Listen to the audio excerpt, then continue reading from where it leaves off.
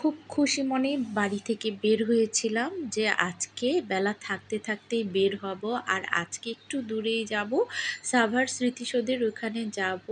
আর রাস্তায় বের হয়ে তো মনটা খুব খুশি হয়ে গেল। দেখো সাভারের রাস্তাগুলো একদম ফাঁকা ছিল,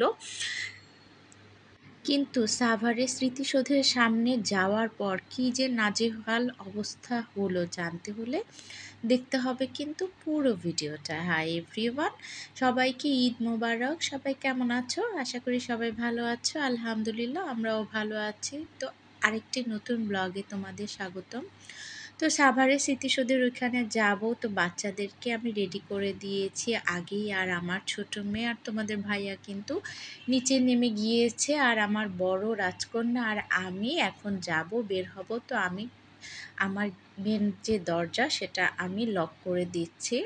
তো লক করে আমরা লিফটে উঠে গেলাম, আর খুব খুশি মনেই যাচ্ছিলাম যে আজকে একদম বেলা থাকতে থাকতেই যাচ্ছি, কারণ সাভারে আমার বাসা থেকে প্রায় 1 ঘন্টার মতো সময় লাগবে যেতে।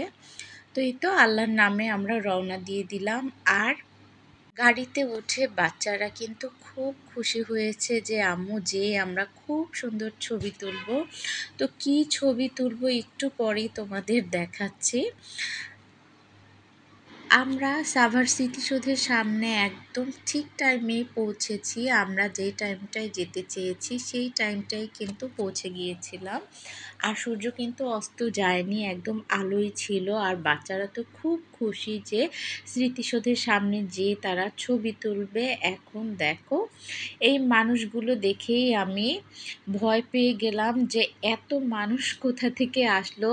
ঢাকা শহর নাকি ফাঁকা হয়ে গিয়েছে, অনেক মানুষ নাকি গ্রামের বাড়িতে চলে গিয়েছে। তাহলে এরা কারা, আমার প্রশ্ন। তো দেখো আমরা যতই এগোচ্ছি ততই লোকজন। আর তোমাদের ভাইয়া যাওয়ার পর আমাকে বলছিল যে গাড়ি থেকে নামো। তো মানুষ দেখে আমি পুরা অবাক হয়ে গিয়েছে যে এখানে কোথায় যাব। দেখো এত মানুষ, আমাদের গাড়িটাও চলতে পারছিল না।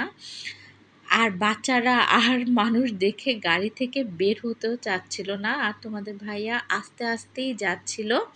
আর যে বললো বাচ্চারা যেহেতু এসেছে একটু ছবি তুলো, কিন্তু ভাই রে ভাই আমি সেই সাহসটা আর পেলাম না। দেখো কত মানুষ, তো ঝুম করে আমি একটু ভিডিও করে নিলাম। ভিতরে দেখা যায় কোনো মানুষ হাঁটতেও পারছিল না, এমন মানুষ। এর জন্য আমি আর ভিতরে ঢুকতে সাহসী পাইনি। একটু নেমে আমি সাথে সাথে আবার গাড়িতে উঠে গিয়েছি, কারণ বাচ্চাদের নিয়ে আমি কোথায় যাব।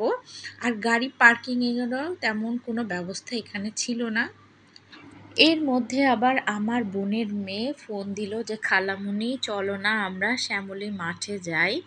আসলে শ্যামলী মাঠে আবার মেলা হচ্ছিল, তো বাচ্চারা ভাবছিলাম যে কালকে যাব। এখন দেখলাম যে এখানে তো যেতে পারলাম না। আর যেহেতু আমার ভাগ্নিও ফোন দিয়েছে, তো ভাবলাম যে বাচ্চাদের নিয়ে তাহলে শ্যামলী মেলাতেই যাই। তো ওদের ফোন দিয়ে বললাম যে তোমরা রেডি হয়ে থাকো, আমরা সাভার থেকে আসতে যতক্ষণ। তারপর ওইখানে যে বাবারে বাবা, আজকে আবার কি অবস্থা তো একটু পরেই দেখতে পারবে। যে আজকে সারা দিনটাই আমার বাচ্চাটা গাড়িতে বসে বারবার বলছিল যে আজকে শুধু গাড়িতেই বারবার ঘুরলাম, আমার দিনটা মাটি হয়ে গেল। আমার বড় মেয়ে ছোট মেয়ে দুইজনই বলছিল। দেখো সাভারের রাস্তা দিয়ে গাড়িও চলতে পারছিল না, যে এত লোকজন। আর রাস্তা কিন্তু মোটামুটি ফাঁকা ছিল। এখন এই তো আমরা কিন্তু শ্যামলী মেলাতে চলে এসেছি। আর মেলাতে যেয়ে দেখি যে এখানেও প্রচুর মানুষ, আর বাচ্চাদের নিয়ে এত মানুষের ভিড়ে কোথায় যাব। আর আমার ভাগ্নিদের যে আসতে বললাম, আসলে ওদেরকে নিয়ে আমি কোথায় যাব। আমি কিন্তু একটা বিশাল টেনশনে পড়ে গিয়েছিলাম, কারণ ছোট বাচ্চা হাত ধরে হাঁটতে ভয় লাগে, কারণ অনেক মানুষজন ছিল। তো দেখলেই তোমরা বুঝতে পারবে প্রচুর লোকজন ছিল। তো এখানে যেও কিন্তু আমার মনটা খুব খারাপ হয়ে গেল যে ওদের নিয়ে কি কোথায় যাই। এখন ওরা কিন্তু চলে এসেছি, আর ওদেরকে নিয়ে আমি কিন্তু আর মেলাতে যাইনি। ওদের নিয়ে দেখো এই যে গাড়ি ভর্তি কিন্তু বাচ্চারা। আর বাচ্চাদের নিয়ে আমরা ভাবলাম যে একটু সংসদ ভবনের ওইখানেই যাই, বাচ্চাদের একটু ঘুরিয়ে নিয়ে আসি। এখন সংসদের ভিতরে যেও দেখো আবার একটু জ্যামে বসে রইলাম। আসলে প্রত্যেকবার ঈদে এবারের ঈদটা আমার অভিজ্ঞতা একটু অন্যরকম হলো, কারণ প্রত্যেকবার ঈদেই কিন্তু রাস্তাঘাট ফাঁকা থাকে, কিন্তু এবার কিন্তু এর উল্টোটা পুরো।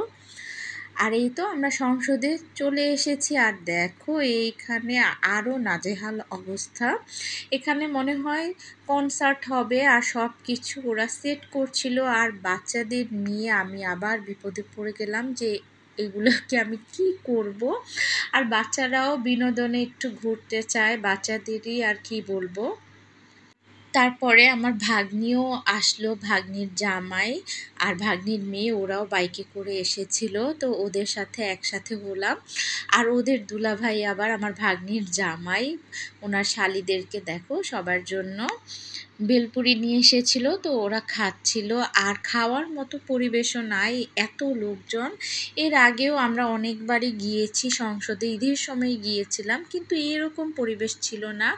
আসলে আজকে কনসার্ট হবে বলে এরকম একদম নাজেহাল অবস্থা। তো বাচ্চাদের একটু আধা ঘন্টার মতো ঘুরিয়ে আবার চলে আসব। তো আজকে কিন্তু আমাদের সারা দিনটাই এরকমই কেটেছে, বাচ্চাদের মনটা কিন্তু খুব খারাপ। আর ওদেরকে আবার বাসায় দিয়ে আমরা আবার কোথায় গেলাম জানতে হলে আমার পরবর্তী ভিডিওটা কিন্তু অবশ্যই দেখতে হবে। আজ তবে এ পর্যন্তই। আমার ব্লগগুলি যদি তোমাদের ভালো লেগে থাকে প্লিজ লাইক কমেন্ট শেয়ার করে দিও। আমার ইউটিউব বন্ধুরা প্লিজ সাবস্ক্রাইব করে দিও। সবাই ভালো থাকবে, সুস্থ থাকবে, সাবধানে থাকবে। আল্লাহ হাফেজ।